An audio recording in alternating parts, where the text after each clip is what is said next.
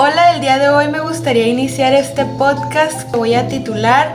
Recorriendo las memorias descontinuadas a través del arte. Y me gustaría iniciar con una pequeña introducción acerca de qué es este tema y por qué estoy dedicando este tiempo. Primeramente me gustaría comenzar preguntándoles cómo ustedes miran las memorias y el arte que se ha utilizado hoy en nuestra actualidad, en nuestros contextos, como un medio de acción política.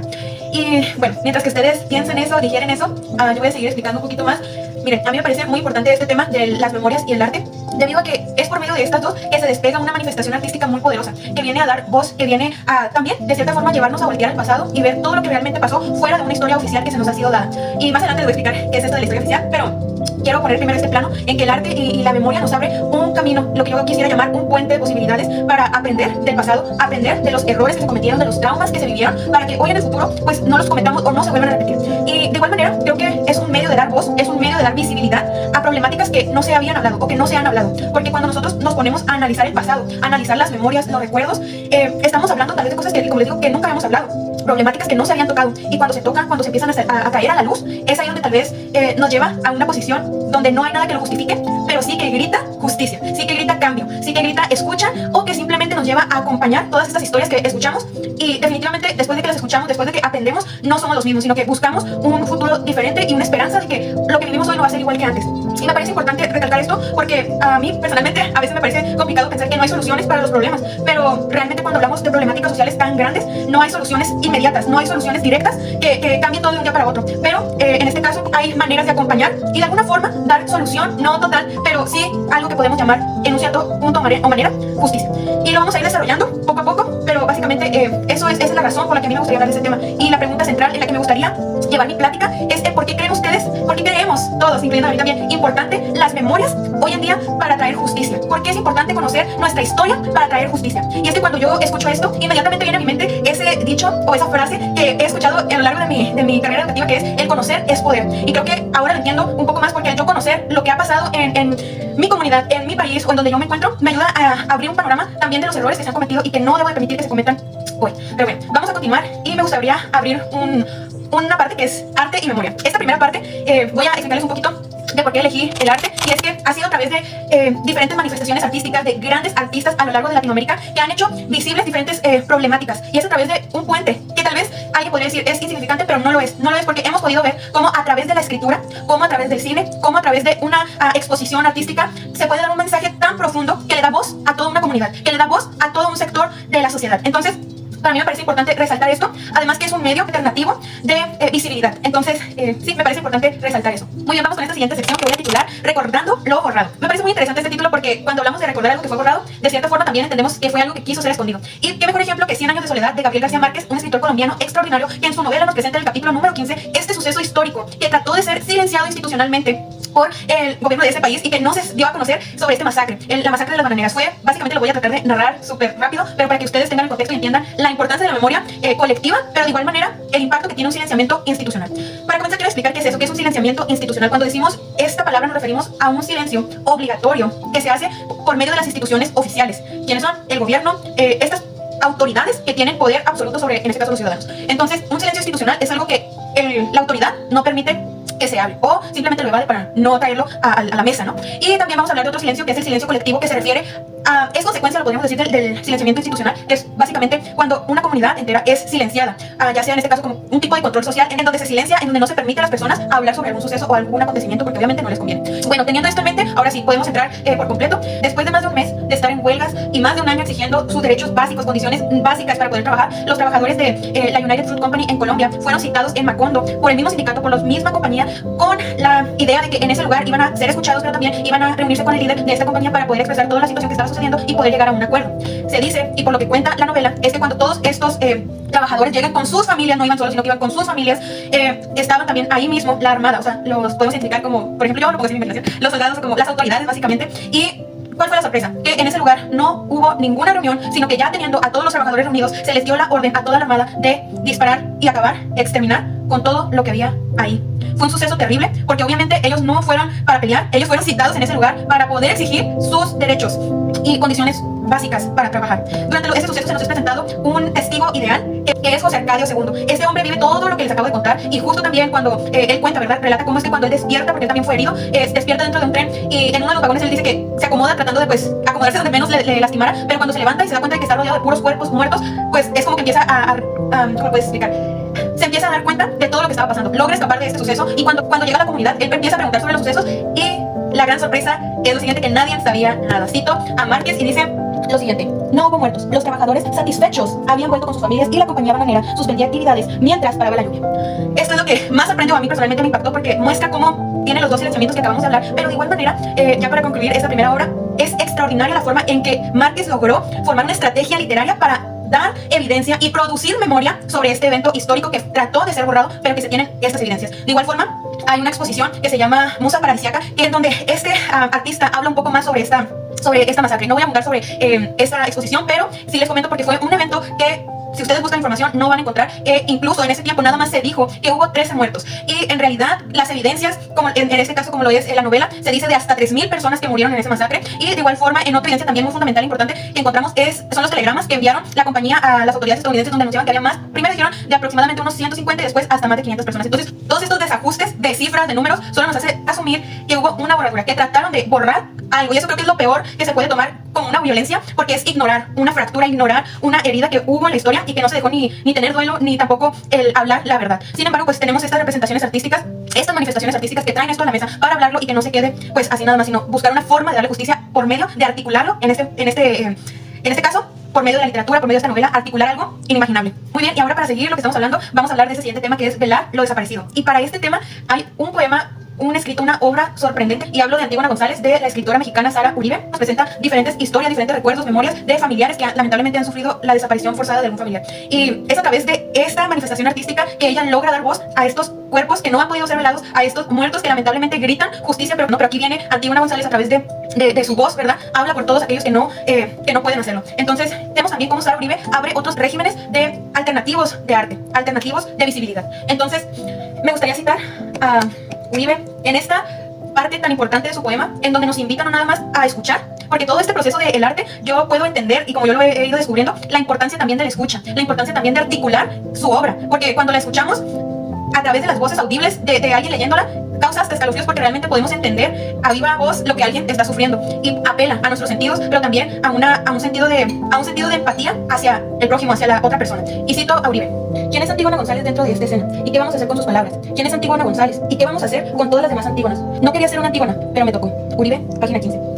Esta para mí es una de las citas más impactantes porque, como les dije, Uribe apela a la empatía, pero cómo entender un dolor inimaginable y que aparte es que no se puede explicar, pero que sí te deja saber que a cualquiera le puede suceder. Entonces, pero también lleva a analizar un poco más profundo el tipo de sociedad que estamos viviendo, donde el estándar del juicio es quebrado totalmente, porque estamos hablando de una problemática de que alguien desaparece, tal vez sin sentido alguno, y que nunca más lo vas a volver a ver. Entonces es algo muy doloroso, pero que de alguna forma el hecho de que Uribe trae todas estas memorias, que como les digo, no es una solución al dolor, porque yo sé que esas personas siguen sufriendo por sus familiares, pero que sí acompaña en el dolor, en el proceso, en el recuerdo a las víctimas, en este caso a los familiares, y que también les da voz y reconocimiento de que lo que les sucedió es real y que todos lo debemos de tomar en cuenta y tomar como un problema de todos, que no es algo nada más como aislado, como a ellos les sucedió, no, sino que es algo que a todos nos puede llegar a suceder, y por lo tanto comenzar a hablarlo y comenzar a traer ese sentido de justicia. Es una de las obras difíciles de leer por el hecho de que hay mucho dolor puesto dentro de estas palabras.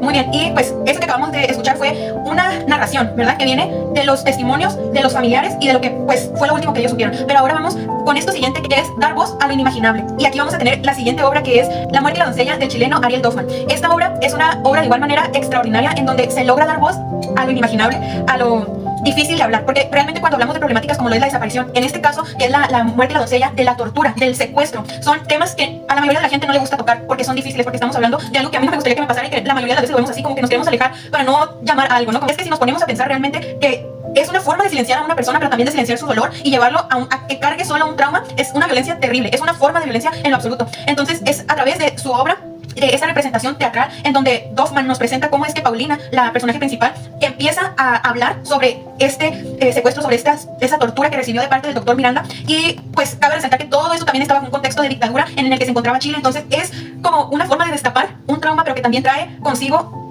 muchas consecuencias o repercusiones que estaban pasando políticamente en ese lugar. Paulina era una joven estudiante, una universitaria en ese momento. 10 años después, su esposo logra poder por fin llegar a una posición tan deseada para ellos, que era ser encargado de la Comisión de la Verdad. Esta posición es muy importante porque él ahora iba a ser encargado de estudiar todos estos casos donde se habla de tortura o de encontrar a los culpables, ¿verdad? De actos pues terribles, y traer todo esto pues de cierta forma pues a la verdad. Es aquí cuando en un día cotidiano el esposo de Paulina se encuentra pues en una situación, se descompuso uno de sus neumáticos y un hombre viene a ayudarle. Lo invita a su casa, y cuando llegan los dos, el invitado y el esposo de Paulina, a su casa, Paulina se da cuenta al escuchar la voz de este hombre que él era el doctor Miranda, que él era el hombre, uno de los hombres que la había torturado durante ese tiempo de secuestro. Esta obra me parece extraordinaria porque Paulina nunca miró a sus agresores, a los perpetradores, nunca los miró, sino que siempre fue a través de la escucha. Y es aquí donde el arte nos lleva a activar todos estos sentidos de la escucha, del sentir, de el ver, que no, ella estuvo incapacitada de ver, pero su sentido de la escucha estuvo fuertemente activo en ese momento, pero también afectado porque durante todos estos actos horribles que le hacían, ella dice, ¿verdad?, con sus propias palabras, que le ponían una pieza de...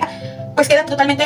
traumatizada con esto. Ahora, de cierta forma, al final de la obra queda incierto porque no conocemos qué fue lo que sucedió al final, si realmente pues ella termina con la vida de este hombre que la lastimó o no. Pero lo que sí estamos seguros es que ella logra hablar lo que le pasa. Lamentablemente también vemos dentro de esta situación del trauma una pérdida de la persona, porque al ella no poder procesar, digerir todos estos sucesos, todas estas violencias, todo lo que ella pasó, porque no fue algo fácil, estamos hablando de abusos físicos, sexuales y psicológicos, de todo lo habido y por haber, fue algo que le afectó, y que cuando ella cuenta su historia lo cuenta desde la posición del perpetrador. Entonces vemos cómo el trauma lleva también a la pérdida, a la deshumanización de la persona y a vivir en eso archivado, a vivir estancado en los recuerdos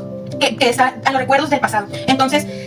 realmente pues esta obra nos presenta lo que es irreparable, pero de igual manera una forma en la que ella, al hablar, al expresar su historia, pues muestra para ella una forma de justicia, no penal, porque no la vemos, y como les digo, no sabemos en la obra si ella termina con la vida del perpetrador o no, pero lo que sí estamos seguros es que pues ella logra, ¿verdad?,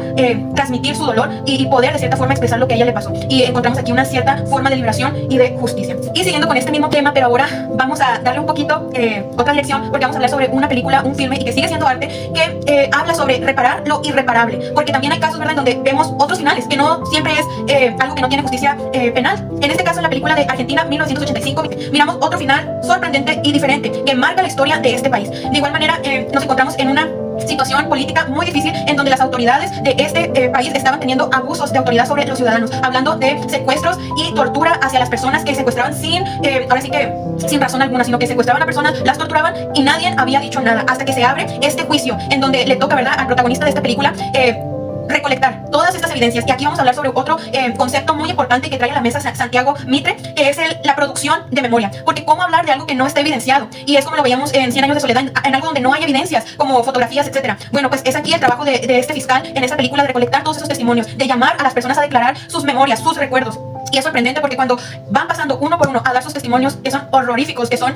espeluznantes, de todo lo que las autoridades les hacían hacer y de todo lo que ellos sufrieron y fueron torturados, las personas que estaban de acuerdo, estaban a favor de esta política, pues tuvieron que reconocer de que no era lo que decían, no era la historia oficial lo que era real, sino realmente había otra historia que había tratado de ser borrada, escondida, y que gracias a los testimonios y que gracias a estos juicios, a esta producción de memoria, pudo ser revelada, traída a la luz, y dio ese grito de justicia que llevó a enjuiciar a todos y cada una de las personas que fueron partícipes de estos abusos. Y fue la primera vez que algo así sucedió en Latinoamérica. Y bueno, vemos aquí esta película, ¿verdad?, tan sorprendente, porque no nada más cambió la historia de un país, sino también la perspectiva, la mentalidad de toda una comunidad, de todo un pueblo, porque había personas que apoyaban a estos militares, pero cuando descubrieron la verdad y vieron lo que estaba pasando, pues se abrió sus ojos, ¿verdad?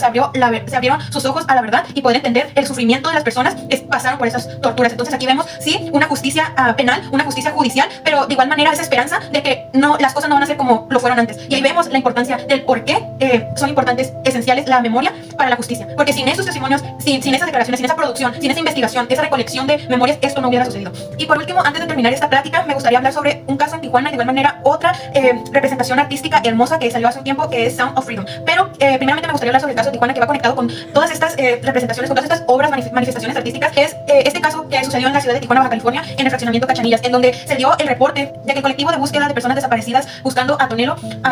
da, ¿verdad?, este aviso de que recibe información, como ellos lo llaman, anónimo, de personas que estaban enterradas en un baldío, que llama y capta la atención de que es un lugar 100% transitable, en un lugar donde está casas, habitación, en donde está es junto a una escuela preparatoria, y que es lamentable que cada vez más se está acercando o normalizando estos casos en la ciudad de Tijuana, pero de igual manera como una cierta infiltración o se está permeando la violencia en lo que se podría llamar lo que es seguro en Tijuana. Y bueno, ellos empiezan a dar este reporte y lo sorprendente aquí es que ellos, ¿verdad?, explican cómo se les dio esta información, se les da mapas de dónde es que las personas estaban enterradas y bueno, unos dicen que fueron 10 cuerpos, entre ellos restos humanos que encontraron, otros dicen que hasta 15, pero aquí lo sorprendente es cómo es que se está produciendo memoria, cómo es que se está llevando a cabo todo este trabajo que debería de ser de fiscalía y que lo están realizando colectivos para pues hallar una cierta forma de justicia, pero de igual forma, porque ellos lo llaman, ¿verdad?, tesoros que encuentran, porque como vimos con Antígona González, el simple hecho de tener un lugar en donde tú sabes que ahí está tu familiar y poder ir y llorar ahí y poder saber que tu familiar está ahí es un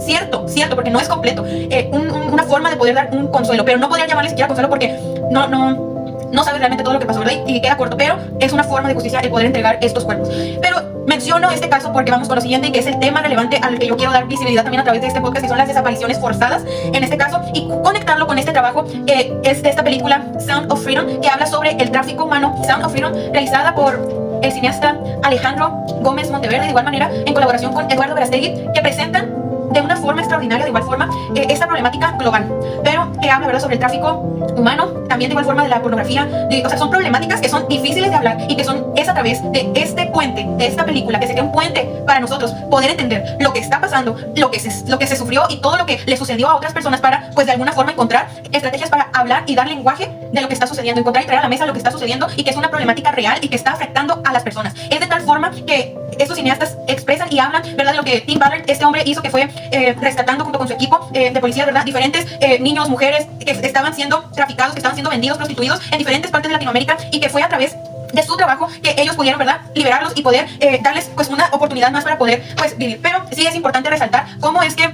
a través del trabajo de todas estas memorias que se forma, que Tim Ballard expresa y explica, es que él logra, ¿verdad?, dar ese grito de libertad. Es fuerte el mensaje, pero también lo más impactante es lo que ahorita está sucediendo a partir de esta manifestación artística. Empiezan a transmitir su mensaje, empiezan a presentar su película en diferentes partes de la República Mexicana, de igual manera en diferentes países, y el impacto empieza a ser grande en las personas porque es una problemática que no cualquiera se atreve a hablar y que no cualquiera quiere hablar, pero que causa un impacto. El día de hoy a partir de eso se crea la carta de intención para trabajar con este equipo de Sound of Freedom, que es un movimiento ya contra el tráfico humano. Y un ejemplo claro del impacto es El Salvador. Cómo es que el presidente de este país, el presidente Bukele, firma esa carta a través de este suceso en donde él comienza a hablar. Y cito al presidente Bukele porque me pareció muy impactante lo que dijo en su discurso. Dice: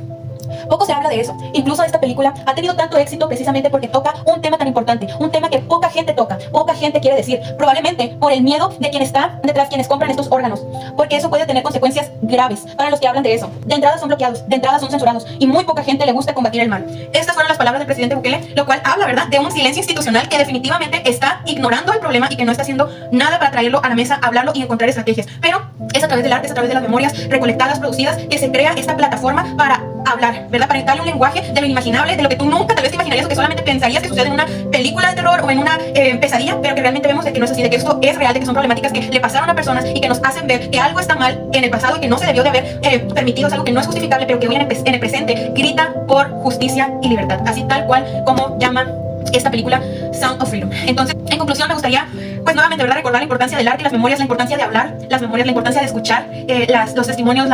todo lo que ha sucedido, incluso en nuestras comunidades, ¿verdad?, para conocer no nada más la historia que se nos ha venido presentando, sino realmente lo que ha sucedido, lo que sucedió fuera de esa historia oficial, para poder dar también voz a aquellos que no han sido escuchados y que han sido ignorados, pero que hoy hay la oportunidad de darles justicia. Y de igual manera, como les digo, no es para nada una forma de solucionar algo, pero sí creo definitivamente que lleva a algo de solución, de justicia, y de igual forma trae visibilidad a algo que estaba siendo ignorado, y que en un futuro da la esperanza de que algo va a ser diferente y que esperemos esos ciclos de violencia sean parados para que realmente eso no se vuelva a repetir. Entonces, esto fue mi podcast sobre la memoria y el arte. Espero que hayan disfrutado de esta plática, y de igual manera es un llamado para todos nosotros, para esa sensibilidad a lo que las otras personas también han vivido, y de igual forma, ¿verdad?, apreciar todo ese arte que se ha creado y darle esa voz, ese altavoz, diría yo, ¿verdad?, para compartirlo de forma, ¿verdad?, dar justicia a lo injustificable. Bueno, muchas gracias y hasta luego.